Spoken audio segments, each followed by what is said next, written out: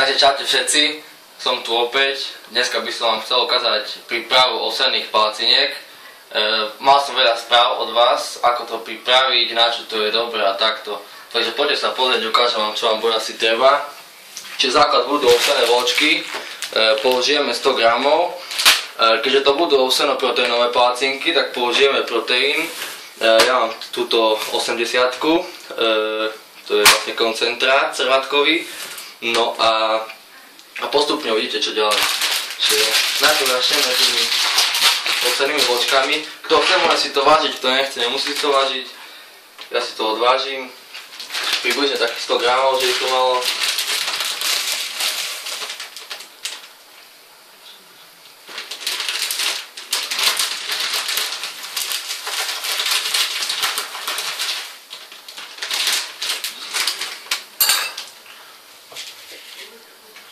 Fakt, iba kto kontroluje kalórie a ich príjem, tak nech si to odváži.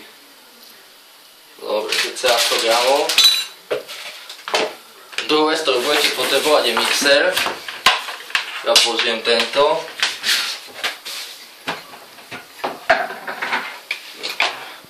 Tak šupneme to dnu. Jednu proteínu.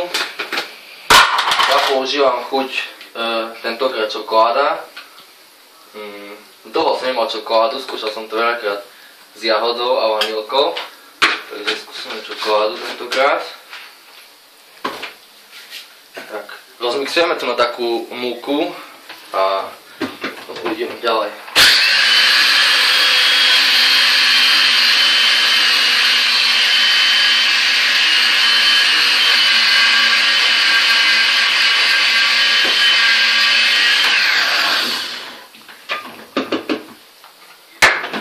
Takže vyzerá to asi nejak takto teraz. Múka. Presypeme to do nejakej misky. A teraz vlastne, aby to malo tú takú formu, tak musíme použiť buď vodu alebo mlieko. Ja používam vodu, pretože mlieko obsahuje laktózu, mliečny cukor, ktorý väčšina ľudí nedokáže tráviť a teda obsahuje aj kalórie navyše. Čiže ja použijem iba vodu.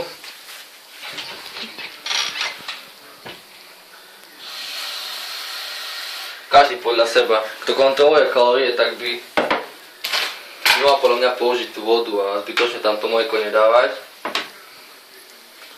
Takže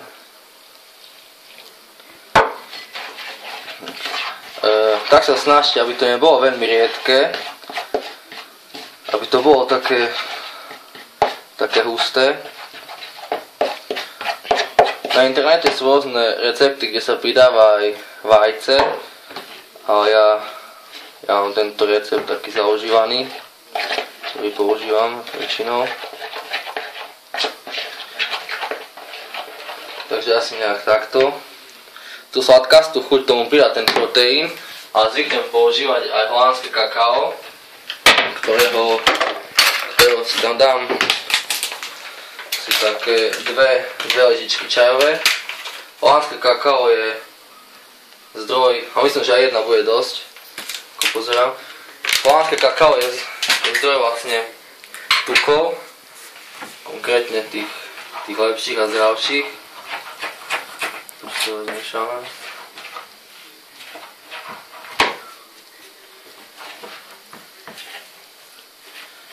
Pre tých, ktorí by chceli vedieť vlastne, na čo sú tieto ovsené palačinky dobre, tak by som povedal vlastne asi toľko, že obsahujú tie komplexné sacharidy, čiže žiadne jednoduché sacharidy. Vlastne princíp spočíva v tom, že pri konzumácii jednoduchých sacharidov, ako sú napríklad disacharidy, ako je sacharóza, čiže cukor, ktorý máme doma bežné ochovadlo, podstatou je to, že rýchlo zvyšujú hladinu cukru v krvi a teda tak rýchlo, ako vlastne tá hladina sa zdvihne, tak rýchlo aj klesne, preto môžete cítiť rýchlo hlad, keď jete niečo sladké.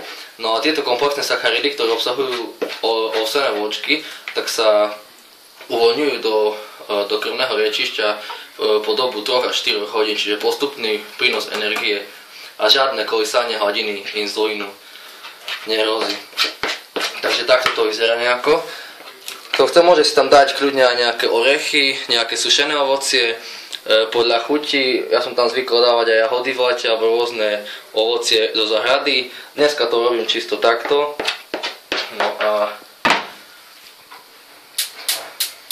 môžete si zahrať panvicu. Ja používam maslo, obyčajný živočíšny tuk. Veľa ľudí sa ma pýta, prečo živočíšny tuk a prečo nie olivový olej a takto.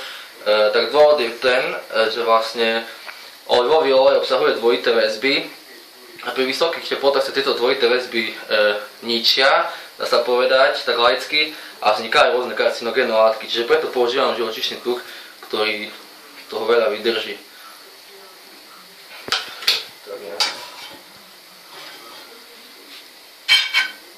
Tak rozhrieme panvicu.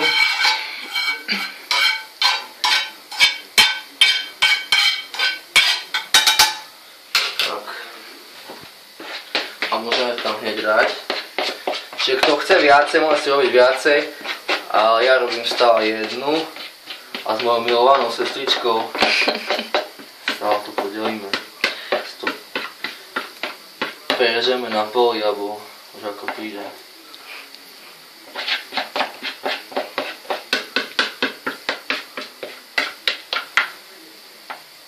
Je to fakt dobrá vec, hlavne na ráno, alebo do školy, na 10 a podobne, to už nechám na vás. Ale tak skôr v tých dopoludňajších hodinách by som to odporúčal. Takže fakt si to môžete dať čo chcete, podľa chuti si to dochutiť. Kto nemá proteín, kľudne to môže spraviť bez proteínu a si tam dá rôzne druhy ovocia, asi tak by som to ochutil. Niekto dáva aj gránko, ale čiže gránko má veľa cukru, čiže ja sa vyhýbam tomu. Ale kto to chce ochutnať tak kľudne aj gránko a tak.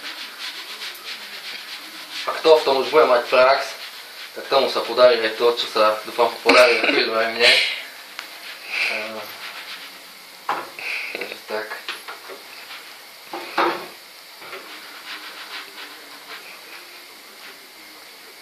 Tak vám poviem, vlastne v tých 100 gramoch ovsených vločiek alebo v jednej takéto palacinke by ste mali mať až 35 gramov bielkovín, 80 gramov sacharidov a 10 gramov tuku, čiže dokopy asi takých 550 kalórií.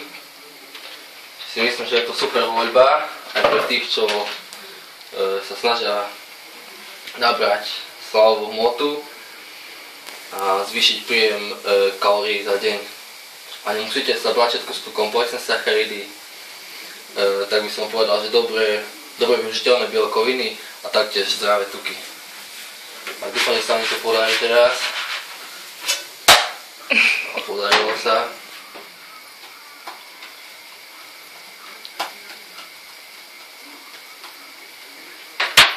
Neviem vám povedať, ako dlho by som piekol na tej panvici. Musíte vidieť vy, jak to bude vyzerať. A podľa toho sa zariadiť. Čiže dúfam, že vás inšpirujem a vyskúšate si to aj vy. Nie je to žiadna veda, je to zdravé, dá sa povedať, že pomerne lacné, až na ten proteín, ale tak raz za čas, keď si objednáte, kúpite si proteín, tak určite to vyskúšajte. A tí, čo máte proteín, tak ešte aj dneska si to pripravte, zajtra na raňajky kľudne. A tí, čo nevydržia, tak aj teraz večer.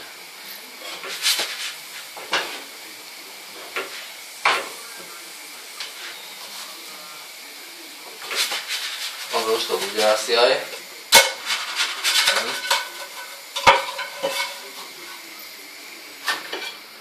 Takto. No, čiže toto je hotová palacinka ovsená. Prerežem.